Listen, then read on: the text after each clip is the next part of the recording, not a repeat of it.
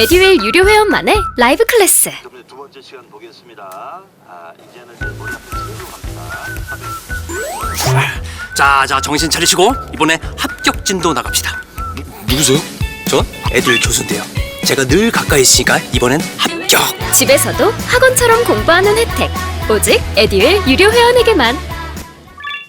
우와, 진짜 가까이 계시네요.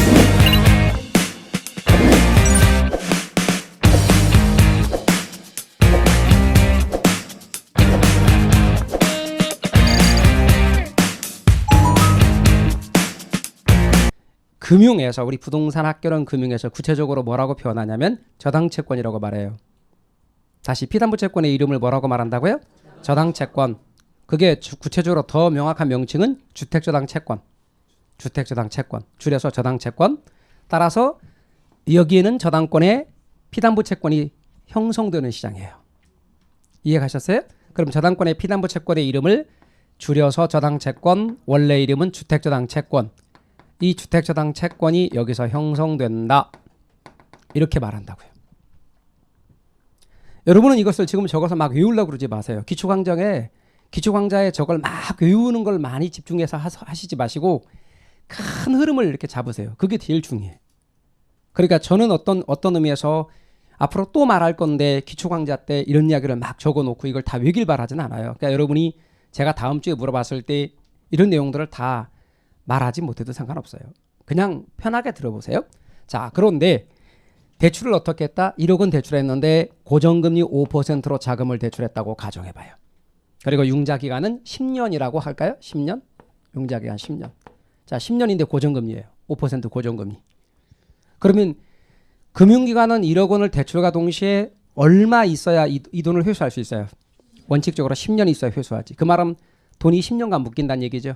돈이 묶이는 위험. 다시 말하면 내가 친구한테 돈 10,000원 내가 갖고 있는 비상금인데 친구가 말하기를 오늘 지갑을 놓고 왔어. 좀 더. 내가 오늘 점심도 굶게 생겼거든. 그러니까 돈 좀 빌려줘. 그런데 사실 나도 오늘 지갑 놓고 왔거든.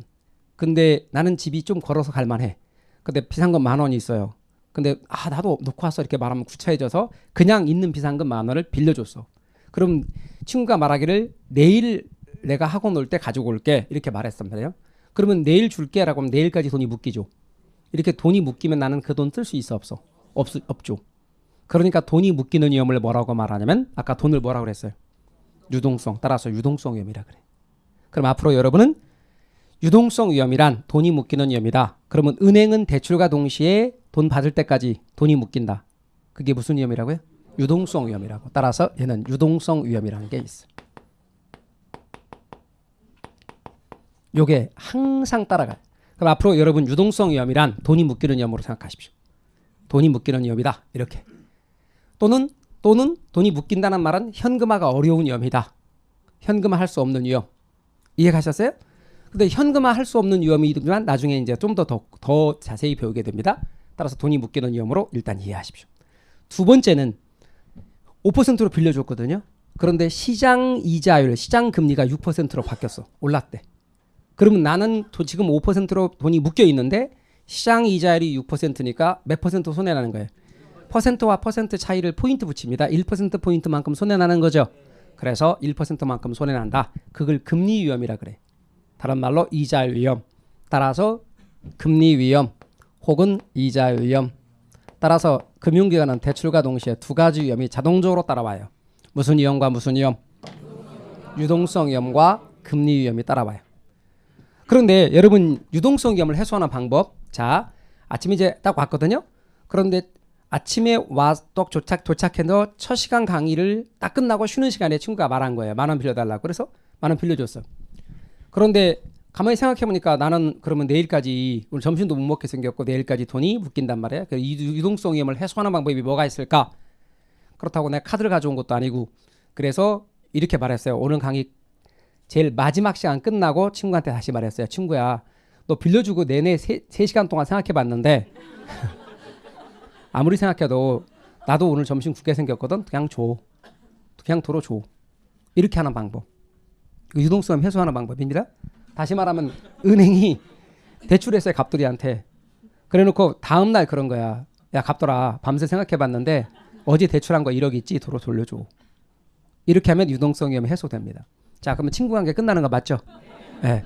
은행은 은행으로서 역할이 끝난 겁니다. 그러니까 그건 진정한 해소 방법이 아닙니다. 그럼 해소 방법은 뭐냐? 금융기관이 지금 대출하고 여기 저당권 설정했고 이것에 피담보 채권이 형성됐죠. 이때 저당 채권의 가치는 얼마 가치예요? 적어도 1억 가치죠. 원칙적으로 1억 가치잖아요. 그러면 1억 가치만큼이 얘 거잖아. 그렇죠? 담보 초과 담보 설정해서 120% 한다 하더라도 얘가 갖고 있는 가치는 1억이잖아요. 1억 빌려줬으니까. 그러면 이것을 현금화할 수 없을까라는 거예요. 얘를 현금화할 수 없을까? 얘를 현금화하는 걸 뭐라고 한다 그랬죠? 현금화가 뭐라고 그랬죠? 유동화. 따라서 저당 채권을 유동화할 수 없을까? 저당 채권을 유동화하는 것은 결국 저당권의 유동화가 될 것이고 줄이면 저당의 유동화가 될 것입니다. 그렇게 하는 생각을 하게 된 것이죠. 그래서 이제 여기에 제2차 시장이 만들어지면서 거기서 유동화가 이루어지는 겁니다. 그때 유동화를 중개하는 기관이 있습니다. 여기 유동화 중개기관입니다. 얘는 뭐냐면 유동화를 중개하는 기관입니다. 유동화 중개기관입니다. 유동화 중개기관. 유동화를 중개하는 기관 우리 의 명칭이 뭐냐면 한국주택금융공사예요. 한국주택금융공사. 이 한국주택금융공사라는 곳이 여러분 실체상 회사 얘기예요? 명목상 회사 얘기예요? 실체상 회사입니다. 건물도 있고 대표이사도 있고 상근 임직원도 있는 실체상 회사다라고 하는 것 잊지 마십시오. 다시 말하면 우리 페이퍼 컴퍼니라고 하는 것에 대해서 얘기한 적 있죠. 네, 페이퍼 컴퍼니 명목상 회사도 있는데 얘는 건물도 있고 상근 임직원도 있는 실체상 회사입니다. 이 실체상 회사 얘한테 이걸 넘기는 겁니다. 이렇게 뭐를 넘긴다? 예, 저당 채권을 매각하는 겁니다. 이렇게 저당 채권 매각. 채권 일단 얘한테 매각합니다. 그럼 채권을 매각하면 이쪽으로 얼마만큼 오겠어요? 100% 다 갔다 합시다. 예, 1억만큼 가는 거지. 1억만큼. 그런데 만일 갑돌이 같은 사람에게 금융기관이 얼마를 처음에 조성했냐면 100억 원을 조성했다고 합시다. 그런데 갑돌이 같은 사람에게 1억씩 빌려줬다. 몇 명에게 빌려줘요? 100명에게 자금 대출할 수 있지. 이해 가셨어요? 그러면 이제 100억이 이쪽으로 100억만큼이 가는 겁니다. 제 말 뜻 이해가 되셨죠? 그런데 이 한국주택금융공사에서는 그 100억만큼의 저당 채권을 기초로 뭘 만드냐면 투자자가 살 수 있도록 상품을 만들어요. 걔가 증권입니다. 증권이 뭔지 좀 이따 얘기할게요. 유가증권의 줄임말 증권입니다. 따라서 증권을 이렇게 발행합니다. 투자자가 살 수 있도록. 그러면 그 증권의 이름이 뭐냐면 MBS라는 겁니다.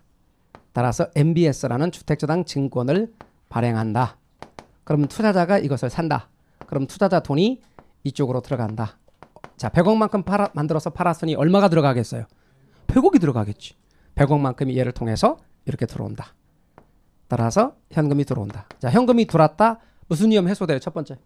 유동성 위험이 해소되고 그 돈을 이제는 6%로 빌려준다. 그럼 무슨 위험도 해소돼요? 금리 위험이 해소된다. 이해 가셨죠? 이렇게 하는 것을 첫 번째 저당 채권의 유동화. 다른 말로 저당 채권이 유동화되면 저당권의 유동화. 줄임말로 저당의 유동화. 이 세 개가 같은 말이에요. 저당 채권의 유동화 뭐라고요? 저당 채권의 유동화. 두 번째는 저당권의 유동화. 세 번째는 저당의 유동화. 따라서 우리는 보통 줄임말로 저당의 유동화라고 말합니다. 저당권을 상품처럼 사고 팔고 하게끔 만드는 거예요. 이 부분을 뭐라고 하냐면 2차 저당 시장이다라고 이야기를 해요. 그럼 2차 저당 시장에서는 여러분 저당 대부가 이루어지는 게 아니에요. 여기는 저당의 유동화가 이루어지는 시장이에요. 저당의 유동화와 같은 말이 뭐라고 그랬죠? 저당권의 유동화, 저당 채권의 유동화. 그리고 이때 형성됐던 저당 채권이 여기서는 유통되는 시장이라고 해요. 저당 채권이 유통되는 거잖아요. 사고 파는 게 유통이잖아요. 유통되는 시장이다. 이렇게 말할 수 있어요. 그런데 이렇게 2차 저당 시장이 우리나라는 언제 만들어졌냐면 IMF 이후에 만들어진 거예요. IMF가 언제 왔죠, 우리나라에? 97년. 그때 우리나라가 최초의 선진국이라고 하는 인정받는 선진국 클럽, 소위 OECD에 가입한 해예요. OECD에 가입했는데 가입하자마자 외환위기가 온 거야. IMF가. 외환위기가 와서 이제 그걸 타개하는 방안으로 소위 선진금융기법이라고 하는 미국의 제도를 도입하게 된 거예요. 그게 이제 2차 저당시장의 도입이거든요. 근데 2차 저당시장이 만들어지기 전까지는 1차밖에 없었죠. 그렇겠죠? 그럼 이제 1차밖에 없었을 때 우리 상황을 한번 생각해 봐요. 얘가 100억을 조성했고 1억씩 빌려주면 100명에게 빌려줄 수 있대. 그런데 이런 돈을 빌리겠다는 사람이 은행 앞에 줄 섰다고 합시다. 근데 줄을 섰는데 몇 명이 섰느냐? 1000명이 섰대. 1000명이 섰는데 은행은 줄을 선착순으로 세운 게 아니라 갚을 능력순으로 줄을 세웠다고 쳐요. 근데 갑돌이는 몇 번째 서 있냐면 300번째 서 있대. 자, 돈 빌릴 수 있어 없어요? 없어요. 1번부터 100번까지만 딱 빌려주고 끝이야.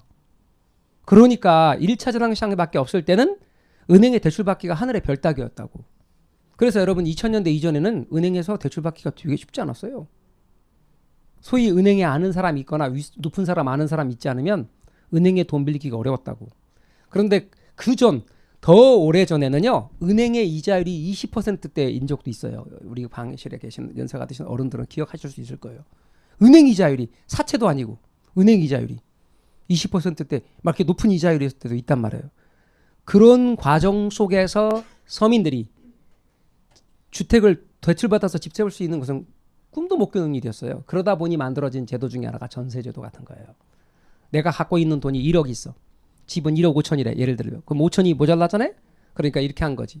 저 5천 있는 사람한테 야 우리 집 이렇게 내가 샀거든? 그러니까 살 건데 네가 와서 반 써.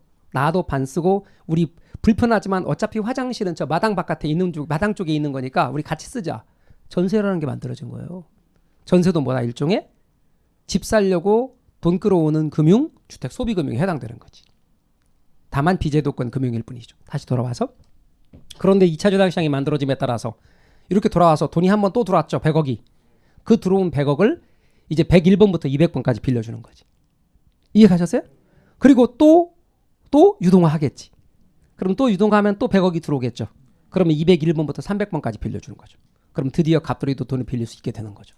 이론적으로 볼 때 유동화가 계속 되어지면 이제 끊임없는 작은 대출이 가능하게 되는 거죠. 2차 저당시장이 만들어짐에 따라서 보다 많은 사람들이 자금 대출을 할 수 있게 됐다는 거죠. 여러분 요즘처럼 돈 이만큼 갖고 있는 사람이 말하기를 나 이렇게 대출 받아서 집 살래 이런 생각을 갖게 되는 건 2000년대 들어서예요. 이후부터예요. 옛날에는 이런 건 생각도 못했어요. 나 5천만 원 있는데 은행한테 1억 빌려서 집 살래 그럼 남들이 미친놈이다라고 그래요. 그렇게 어떻게 가능하니 이렇게 말했다고. 그런데 지금은 가능하다고. 다시 이제 정부는 그렇게 해서 하다 보니까 가계부채가 많아지게 되고 부동산 가격이 계속 올라감에 따라 문제가 생기니까 대출을 규제하는 것뿐이지. 따라서 이게 이렇게 2차 저당시장이 만들어짐에 따라. 자, 근데 이게 어느 나라 제도라고 그랬죠? 미국의 제도예요. 미국은 우리나라 법하고 좀 달라요. 미국은 영미법, 우리는 대륙법이란 말이에요. 근데 영미법에서는 이렇게 저당권 자체를 사고 팔고 그 자체가 가능해. 근데 여러분 우리가 앞으로 이제 여러분 민법을 잘 공부하시면 이게 일본을 통해 들어온 대륙법이거든요. 일본 법들은 아니고 저 독일이라든가 이런 데서 발전한 대륙법을 일본이 들어오고 그걸 통해 우리나라에 들어온 건데 우리는 저당권 자체를 사고 파는 건 아니고 저당권의 피담보 채권이 넘어가면서 이 저당권의 양도라는 개념이 가능한 거예요. 자, 그럼 이제 그래서 이런 구조가 만들어졌는데 또 하나가 있어요.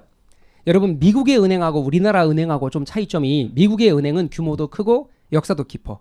그러니까 예를 들면 IMF 당시로 다시 돌아가면 그 당시에 있었던 은행들이 있을 거라고요. 그럼 지금의 은행이 똑같이 있었다고 가정하고 자 국민은행, 우리은행, 신한은행 그리고 하나은행 소위 큰 은행 뭐 농협까지도 좋아요. 이런 은행들을 다 합친 것 규모만한 은행들이 미국에 있다고. 그런데 그 미국의 은행들의 역사는 아주 깊단 말이에요. 그러니까 어때요? 사람들의 신뢰도가 높죠. 신뢰도도 높고 신용도도 높죠. 그러니까 이 금융기관이 유동화를 할 때 굳이 이런 실체상의 회사를 거쳐서 즉 유동화 중개기관 같은 실체상 회사를 거쳐서 만들 필요가 없는 거야. 직접 얘가 MBS를 만들 수가 있는 거예요. 그러나 금융기관이 어떤 걸 발행하거나 그렇게 되면 현금 흐름을 분리를 해야 된단 말이에요. 그럼 현금 흐름을 분리하기 위해서 자 보세요 여러분. 뭔가 다른 회사가 있었으면 좋겠는데 비용이 적게 들고 관리도 편하고 그런 회사가 뭐라 그랬어요? 그렇죠. 페이퍼 컴퍼니라고 그랬지. 얘가 페이퍼 컴퍼니를 만드는 거야. 페이퍼 컴퍼니가 어떤 목적, 다시 말하면 명목상 회사, 서류상 회사를 만드는데 어떤 목적으로 만드는 거라고요? MBS 발행을 목적으로. 그러면 이건 특별한 목적이죠. 자, 그럼 방금 제가 말한 거 특별한 목적을 가진 회사. 그걸 영어로는 특별한 스페셜이잖아. 그래서 목적을 가진 회사, 컴퍼니. 그래서 앞으로 여러분 SPC란 말은 특별 목적 회사 또는 특수 목적 회사라고 말할 거예요. SPC. 그래서 만약에 서류상 회사인 SPC를 설립했다. 이 말은 어떤 목적을 가진. 이해 가셨어요? 그럼 유동화라는 목적을 가진 이렇게 절 보세요. 유동화라는 목적을 가진 서류상 회사를 만들어 얘가. 설립. 이해 가십니까? 그래서 MBS를 발행해. 이렇게. 그래서 현금을 조달한다. 이해 가시죠? 근데 우리는 그 당시에 지금 나라가 파산할지도 모른다 막 그런 입장이었어. 그런데 하물며 은행들이야. 대기업들이 도산하고 있는 입장이었단 말이에요. 은행도 믿을 수 없는 상황이었지. 그러니까